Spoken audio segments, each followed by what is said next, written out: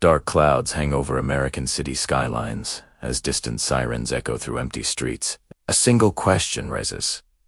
How can a nation so wealthy make so many of its people feel so financially powerless? The truth is, simply yet deeply hidden. Money in America doesn't move the way you think it does, and the system controlling it was designed long before you were even born.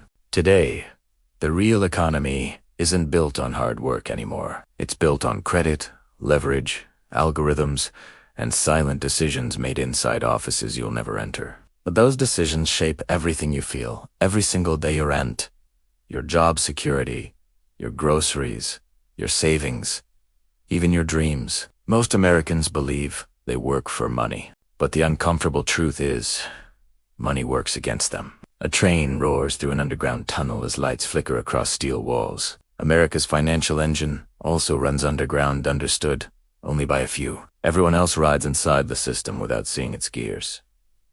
Cut to hard-working families loading groceries into their cars. They don't realize the price tags aren't rising because products improved, but because the monetary system keeps diluting the value of every dollar they earn. Inflation isn't an accident. It's policy, and policy is beneficiaries. Inside a quiet boardroom, a group of powerful people sit behind glass walls. No votes, no public debate, just decisions that ripple across 340 million lives. The American dream was once built on productivity. Today it's built on debt. Debt you didn't ask for. Debt you didn't approve. Debt that grows in your name every single day. A digital counter climbs past trillions on a giant screen. That number isn't just national debt. It's your future already spent. Meanwhile, the financial elite don't just survive recessions. They grow richer because of them. They don't fear downturns. They plan for them. And sometimes, they benefit from causing them. A young man stares at his computer screen as stock charts crash downward. He panics. But in another room, far from public eyes, someone else smiles. For some, volatility is disaster. For others, volatility is opportunity, a tool, a weapon. America's financial system is a silent battlefield, disguised as an economy. Most people don't even know the war is happening. You are told that success comes from discipline, saving money, and working hard. But the system punishes savers. It punishes labor. It punishes time. Because money today is not a store of value. It is a moving target controlled by those in charge of the printing machine. A printing press runs fast, spitting out sheets of brand new dollars. Those dollars don't create wealth. They dilute Italiano. They don't add value.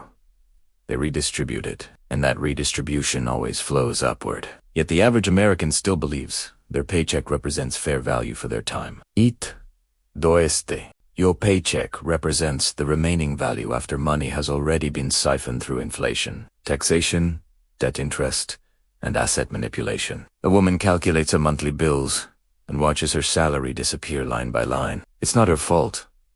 It's not mismanagement. It's a system designed to take from the bottom and feed the top. Banks don't grow rich because people work hard. Banks grow rich because people are forced to borrow. Homes, cars, businesses, degrees. Almost nothing important in America is purchased with money. It's purchased with credit, and credit is a product created out of thin air. Inside a vault, stacks of cash sit untouched. But that's not where modern money lives anymore. Money today exists as digital entries numbers typed into existence. When a bank approves a loan, it doesn't hand you someone else's savings. It creates brand new money with a keyboard. Money born in debt. Money that must return to the bank with interest. Interest that always exceeds what was created. So the system must constantly expand or collapse. This is why America inflates endlessly. Growth is not a choice. Growth is survival. A time-lapse shows skyscrapers rising while homeless camps expand on sidewalks below.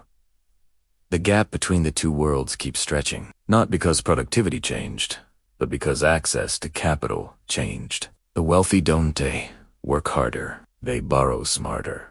They use debt the way average families use cash, freely, fearlessly, strategically. Meanwhile, ordinary people are taught to fear debt. But the wealthy know debt is leverage, and leverage is power. A man in a suit signs loan documents with a confident smile. He's about to purchase assets, the kind that rise in value, the kind average people can't reach anymore. Cut to a family denied a mortgage because their credit score dipped during medical bills. They're locked out of ownership, locked into renting, locked into rising costs. The rich use assets to fight inflation.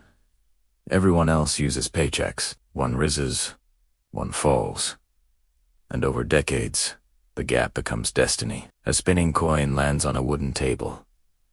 Heads or tails. In the modern economy, the coin is always weighted. The Federal Reserve doesn't just set interest rates. It shapes reality. Lower rates make asset owners richer. Higher rates crush borrowers. Both decisions are invisible to voters, but they control the economic fate of millions. A graph shows stock markets soaring while wages stagnate. Two lines moving in opposite directions. A silent divergence. A warning signal. The financial system rewards money already inside the system. It punishes money earned through labor. That's why Americans work harder today than their parents, yet own less. A middle-aged worker leaves his job exhausted. His parents bought a home in their 20s. He's still renting in his 40s. Not because he's lazy, because the system shifted. For decades, financial power moved from factories to Wall Street, from workers to investors, from wages to assets, from production to speculation. A high-speed algorithm flashes buy and sell orders in microseconds. Money moves faster than people ever could, and in this speed, advantage concentrates. A teacher checks her retirement account, confused by shrinking numbers. She isn't just fighting market volatility. She's fighting a system optimized for those who control the volatility.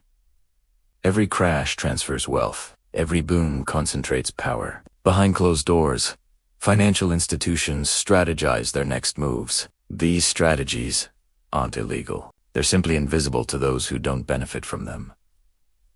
The truth is, America doesn't have a free market. It has a managed market, managed with levers the average citizen never sees. But the greatest illusion is this. People believe America runs on dollars. It doesn't. It runs on trust. Trust in the currency. Trust in banks. Trust in systems. Trust that the future will pay the promises of the past. If that trust ever cracks, the entire structure shakes. History has seen this before. Empires don't fall because they run out of armies. They fall when their money loses faith. A crack spreads across a marble column. Symbolic, fragile, inevitable. But here's the part almost no documentary ever reveals. You're not powerless. Once you understand the engine, you can stop being fuel and start being the driver. You can learn the rules the wealthy use. You can escape the paycheck trap.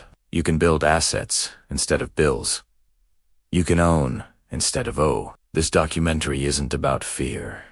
It's about clarity. Because clarity is the beginning of control. In a world built on financial illusions, those who understand money shape their destiny, and those who don't become a part of someone else's plan. So the question is no longer, why is the system unfair? The real question is, what are you going to do now that you finally know how it works? Fade out. Silence. But a new kind of silence. The silence right before transformation.